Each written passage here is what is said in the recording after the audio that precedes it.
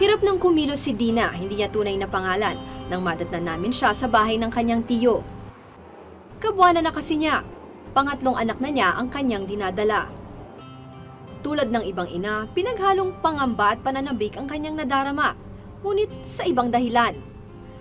Balak niyang ipaampon ang kanyang sanggol kapalit ng pera para sa pabahay.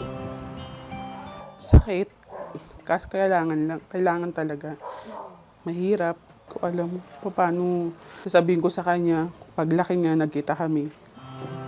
Walang trabaho at iniwan ng dalawang asawa, kahirapan ang tinuturo niyang dahilan sa balak gawin.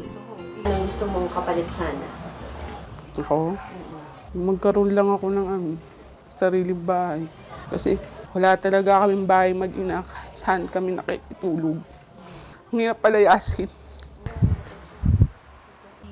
Matapos ang panayam namin, nanganak din siya nung gabing yon. Makalipas ang 2 araw, binalikan namin si Dina at ang kanyang sanggol. Malusog ang bata. Tumanggi nang muling humarap sa kamera si Dina, pero desidido pa rin daw siyang ibenta ang kanyang anak. Kung tutuusin, swerte pa si Dina. Si Cassie, iniwan ng asawa at wala nang trabaho. Wala pang kamag-anak na matakbuhan. Balak niyang ibenta ang pang-4 na anak na dinadala niya. Ilang buwan na siyang hindi makabayad ng renta. Hinihingi niya sa kapitbahay ang pagkain ng kanyang 3 anak. Dahil dito, balak niyang ibenta ng 5,000 ang anak niya.